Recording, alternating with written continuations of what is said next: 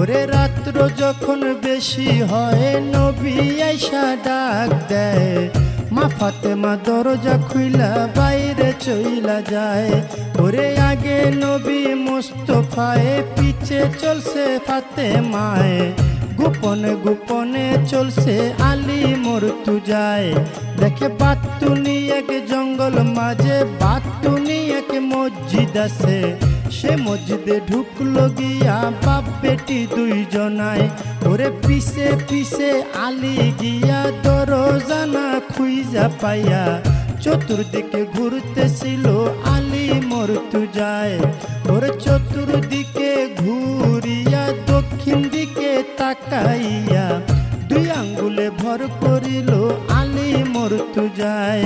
এবার দুই আঙ্গুলে ভর করিল, দক্ষিণ দিকে দুই ছিদ্র করলো, ছিদ্র